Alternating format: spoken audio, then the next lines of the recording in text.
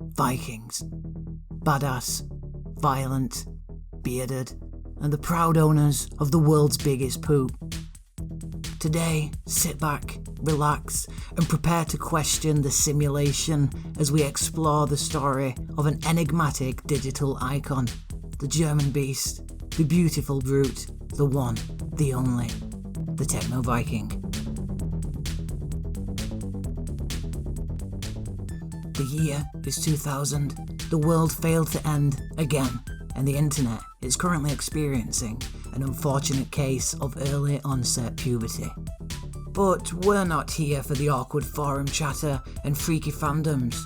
So let's go back in time a little, because our story actually begins far beyond these wired ones and zeros, in a place known for great booze, having a word for everything, and that other thing.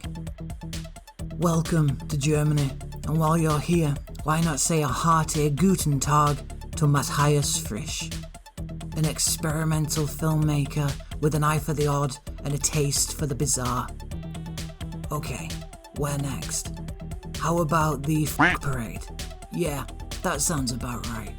This annual Techno Funk Parade looks like fun, and Matthias seems to agree.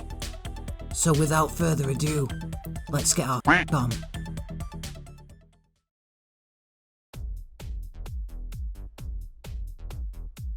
Matthias is unaware that he's about to record a video that'll soon set the fledgling internet ablaze.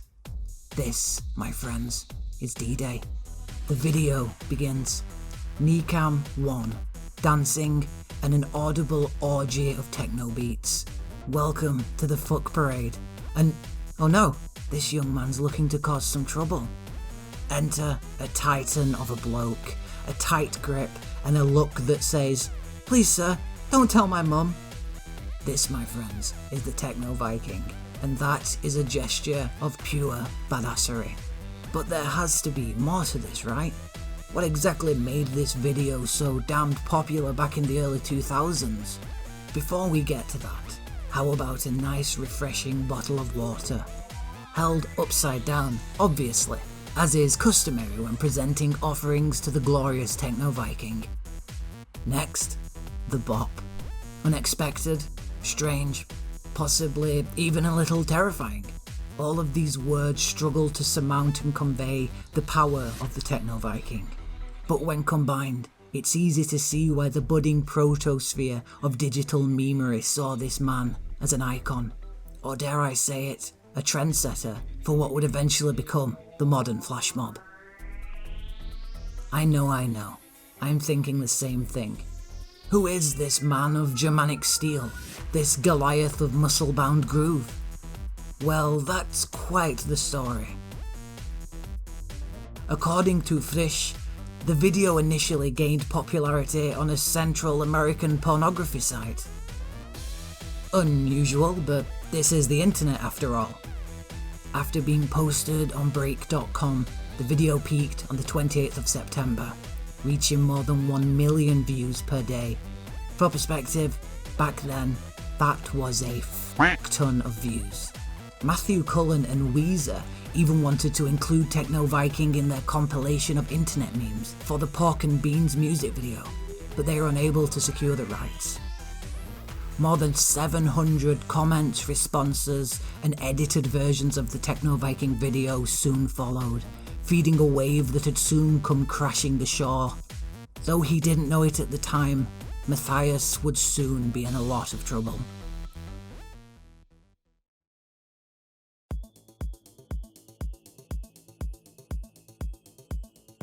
Matthias was feeling good, unaware of the receding waters by his feet and the mounting tsunami beyond. With his confidence at an all-time high, he decided to set up the online Techno Viking archive and an exhibit to research the strategies of participatory practice in digital social networks. This was quite revolutionary for the time. He then presented lectures on the reception of the video. Proto TED Talks, some might say. 2009. The end is very f***ing nigh. a mysterious man who appeared in the 2009 bodybuilding broadcast of the German television show segment Rab in Gefahr was assumed to be the Techno Viking in a YouTube video. Could this be it? No, just a case of mistaken identity. Okay, what about if we go back to 2008? Fans of Fists, Fury and Fighting claimed that the MMA fighter, Keith Jardine, was in fact the Techno Viking. I mean, he looks a little bit like him, I guess. No, just another case of mistaken identity. But what's this? A letter just landed atop Matthias's doorstep.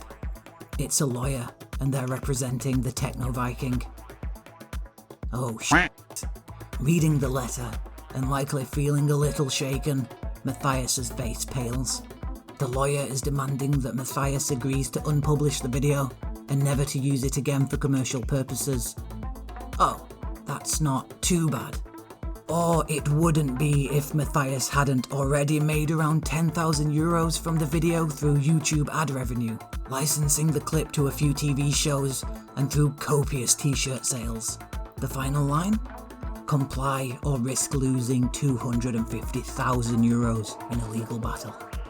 Matthias claimed that he'd already tried to track down the bearded beast, but had failed in doing so, and even offered to talk directly to the Viking, in his own words, to find out how they could collaborate in a mutually beneficial way.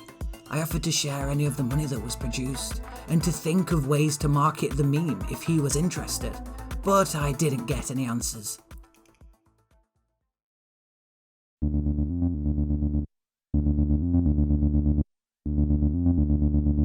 The lawyers continued to close in, leaving our aspiring amateur filmmaker with only one option. Understandably, Matthias quickly took the video down, but he'd still show it offline for educational purposes. Then, after 3 more years of legal disputes, the court reached a decision. Matthias was forced to agree to only use the video if he manipulated the images in such a way that the Techno Viking could not be identified. But alas, this is the internet, and once people deem something meme-worthy, there's little a court can do to stop it. Sure, Matthias could no longer use the video, but everyone else was fair game. And sadly, that's about it. Who is the Techno Viking? Well, nobody really knows, because the man himself still wishes to remain anonymous. There's a few hints around if you know where to look. Clues that may highlight a rainbowed pot of gold, but perhaps it's better the Techno Viking's identity remains a mystery. It's disappointing, sure, but that's not what made the video so damned special in the first place. These scenes, the contained actions, beats and moves, are far larger than the name of a German parade goer, and far broader than stumbling across an identity in the dark. This is how memes are made, and this, my friends, is how the internet is shaped. I've been Forgotten Legends, and until next time, take care.